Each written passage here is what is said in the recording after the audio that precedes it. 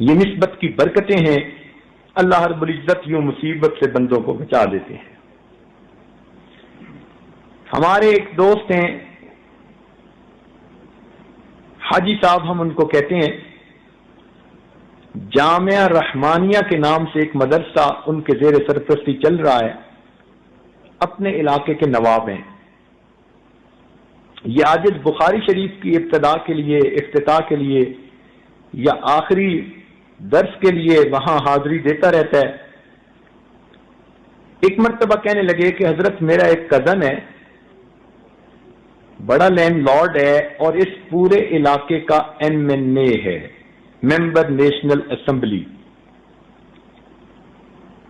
اور وہ 35 سال سے ممبر نیشنل اسمبلی مستقل بن رہا ہے. علاقے کے اندر اتنا اس کا ہولڈ ہے کہ وہ اگر کسی کھمبے کو بھی اپنی طرف سے کھڑا کر دے تو لوگ اس کو بھی ووٹ دے کے MNA بنا دیں گے. پارٹی یہ ہو یا پارٹی وہ ہو، وہ اکیلا کھڑا ہوتا ہے، آزاد، اور ہر دفعہ MNA بن جاتا ہے. اس کے مقابلے پہ کوئی کھڑا بھی نہیں ہوتا. عوام اتنا اس کے ساتھ اٹیچڈ ہیں. بنیادی وجہ کہ وہ اربوں پتی انسان ہے. یہ پورا شہر جو آباد ہوا یہ ان کی زمین ملکیت تھی، انہوں نے بیچی، لوگوں نے خریدی. اب پورے شہر کی زمین جس نے بیچی ہو تو اس کے ایسٹس کتنے ہوں گے؟ کہنے لگا کہ مگر ذاتی طور پر وہ بڑا بگڑا ہوا ہے. جوانی میں اس کے والد نے اس کو UK تعلیم کے لیے بھیج دیا اور وہاں جا کے وہ بالکل ویسٹرنائزڈ ہو گیا. اور جب وہ یہاں واپس آیا تو وہاں کے ماحول کو وہ یہاں خود لے کے آیا. دین سے اس کو کوئی مس نہیں. گھر میں اس نے پینے پلانے کا سسٹم ابھی بھی رکھا ہوا ہے. اس کے پاس دن رات کے مہمان اب بھی آتے رہتے ہیں. اس کی ذاتی زندگی اتنی گندی ہے کہ سوچ بھی نہیں سکتے. لیکن کیونکہ مالدار ہے، لوگوں کے کام کرواتا ہے، لوگ کہتے ہیں جی اس کی ذاتی زندگی کا وہ جانے، ہمارے بیٹے کی نوکری لگوا دی، ہماری مصیبت دور کر دی، ہمارا کیس ختم کروا دیا. چونکہ وہ پبلک کے کام کرواتا ہے تو پبلک ووٹ اسی کو دیتی ہے.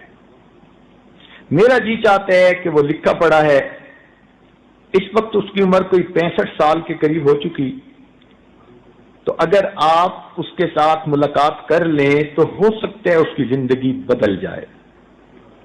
اس عاجز نے کہا کہ ابھی تو فرصت نہیں، واپس جانا ہے. اتنا ہے کہ جب جاؤ تو اس کو اس عاجز کا سلام پہنچا دینا. جب اگلے سال پھر بخاری شریف کی تقریب کے لیے گئے تو حاجی صاحب بڑے خوش.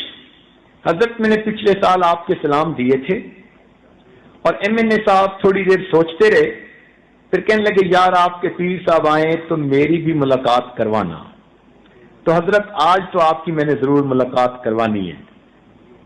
اس عاجز نے کہا کہ ان کے پاس جائیں اور جا کر کہیں کہ اگر میں آپ کو ملنے کے لیے آؤں تو بئس الفقیر علی باب الامیر، برا فقیر وہ ہوتا ہے جو کسی امیر کے دروازے پہ چل کے جائے، اور اگر آپ ملنے کے لیے آئیں گے تو نعم الامیر علی باب الفقیر، آپ نعم الامیر بنیں گے، فقیر کے پاس چل کے آئیں گے. اب آپ بتائیں کہ کیا کرنا بہتر ہے. جب حاجی صاحب نے جا کے اس کو کہا، اس نے کہا اچھا میری پجاروں نکالیں. وہ تو وہی مدرسے میں ہی آ گیا. مدرسے کے طلباء نے دیکھا کہ MNA صاحب آ گئے. وہ بڑے حیران کہ اس کا تو دین سے کوئی تعلق ہی نہیں نظر آتا تھا، نہ جمعہ میں، نہ مسجد میں، نہ عید میں. یہ تو بندہ ہی اور طرح کا تھا. خیر وہ مدرسہ میں آیا، اس عاجز کے پاس کمرے میں بیٹھا. اس عاجز نے اس کے سامنے تھوڑی دیر توبہ استغفار کے عنوان پر بات کی. سنتا رہا.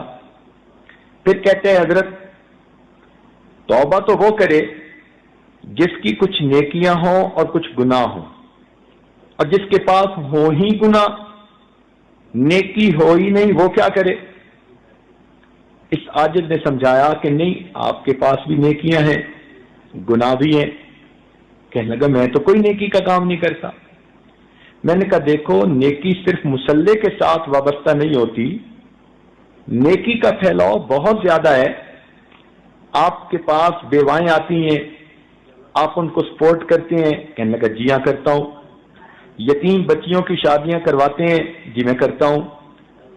دکھ اور مصیبت زدوں کی مصیبت دور کرنے میں ان کی ہیلپ کرتے ہیں؟ جی میں کرتا ہوں، یہ کام تو میں بہت کرتا ہوں۔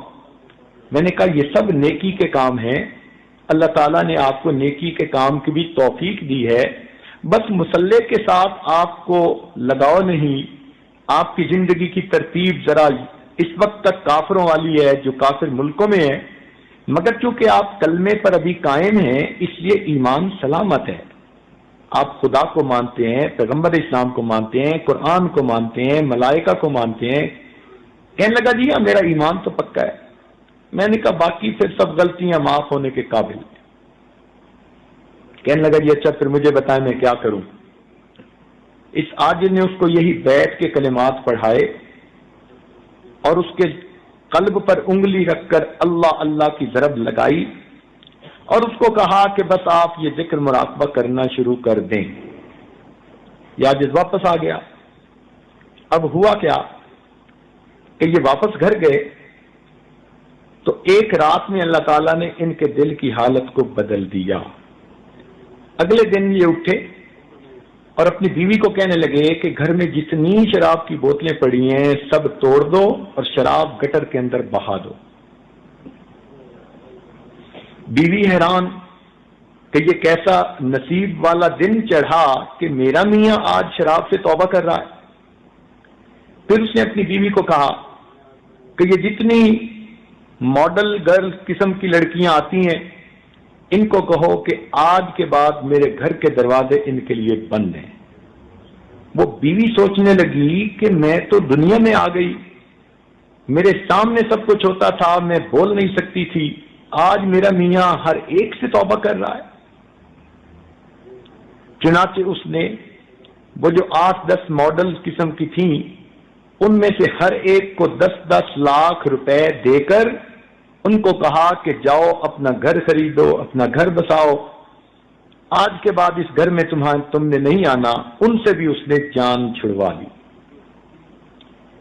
اب تیسرے دن بیوی کے ساتھ بیٹھا ٹی وی پہ خبریں دیکھ رہا تھا تو ٹی وی پہ خبر لگی کہ حج پروازیں شروع ہو چکی ہیں اور حاجی لوگ جا رہے ہیں۔ اپنی بیوی سے کہتا ہے میری زندگی کے 65 سال گزر گئے، میں درجنوں مرتبہ یورپ امریکہ کا چکر لگا کے آیا مگر آج تک مجھے مکہ مدینہ دیکھنے کی توفیق نہیں ہوئی۔ میرا دل کرتا ہے میں بھی حج کروں۔ بیوی نے کہا کہ آپ تو ابھی جا سکتے ہیں، اس میں کیا رکاوٹ ہے؟ وہیں بیٹھے اس نے منسٹر آف ریلیجس افیئرز کو فون کیا کہ میں جانا چاہتا ہوں۔ اس نے کہا جناب آپ 35 سال سے MNA ہیں، آپ ابھی آئیں تو ہم آپ کو ایز اے اسپیشل کیس ابھی بھیج دیں گے۔ چنانچہ اس نے اپنا سامان بنایا اور نیکسٹ ڈے اپنے شہر سے اسلام آباد پہنچا۔ انہوں نے حاجیوں کے ایک گروپ کا اسے امیر بھی بنا دیا اور اس کو روانہ کر دیا۔ اللہ تعالیٰ کی شان دیکھیے، حج کے سفر میں اللہ نے اس کی زندگی بدل دی۔ لوگ کہتے تھے کہ اس نے وہاں حاجیوں کی اتنی خدمت کی کہ پتہ ہی نہیں چلتا تھا یہ کوئی نواب ہے یا کسی کا زر خرید غلام ہے۔ ایسے مٹ کے خدمت کی اس نے، کھانے لا رہا ہے، حالانکہ یہ ہارٹ پیشنٹ بھی تھا۔ بہرحال جب یہ مدینہ طیبہ جانے لگا تو اس کے دل میں یہ بات آئی کہ میں اللہ کے محبوب کے در پہ حاضر ہو رہا ہوں، میں اپنی شکل تو بنا لوں پہنچنے والی۔ چنانچہ اس نے چہرے کے اوپر داڑھی والی سنت سجانے کی نیت کر لی۔ اب یہ حج کے بعد واپس آیا، لوگ حیران، سر پہ ٹوپی، چہرے پہ ریش سجی ہے، 5 وقت کا نمازی بن گیا۔ اب شہر کے علماء کو پتہ چلا تو سب علماء نے مل کے مشورہ کیا کہ پہلے تو ہماری اس سے بنتی نہیں تھی، اب یہ نیک بن گیا، اب ہمارا حق بنتا ہے کہ ہم چل کے جائیں اور ان کو جا کر مبارکباد دیں۔ چنانچہ شہر کے 30-35 علماء ان کی ملاقات کے لیے گئے۔ یہ عصر کی نماز پڑھ کے فارغ ہوئے، اتنے میں باہر بیل ہوئی، نوکر سے کہا کہ دیکھو کون ہے؟ اس نے کہا جی علماء ملنے کے لیے آئے ہیں۔ چنانچہ اپنے ڈرائنگ روم میں آیا، سب علماء سے گلے ملا اور مل کے کہتے جی آپ بیٹھیں، میں آپ کے لیے زمزم کھجوریں لاتا ہوں، پھر میں آپ کو حج کی کارگزاری سناؤں گا۔ علماء بیٹھ گئے، گھر آیا، بیوی کو کہا کہ اتنے علماء ہیں، ان کے لیے زمزم کھجوریں دے دو۔ اس نے کہا بہت اچھا۔ چنانچہ وہ چھوٹے چھوٹے کپوں میں زمزم ڈالنے لگی، ان کے ہاتھ میں تسبیح، سر پہ ٹوپی، یہ اپنے بیڈ کے اوپر بیٹھ کر تسبیح پڑھنے لگے۔ اللہ تعالیٰ کی شان، اسی دوران ہارٹ اٹیک ہوا۔ جب بیوی زمزم لے کر آئی تو یہ اللہ کو پیارے ہو چکے تھے۔ پہلی زندگی دیکھیں کیا تھی، اور یہ دیکھیں کہ اللہ نے بیت کی برکت سے موت کیسی عطا کی۔ حج کر کے آئے ہیں، معافیاں مانگ کے آئے ہیں، چہرے پہ سنت سجائی، سر پہ ٹوپی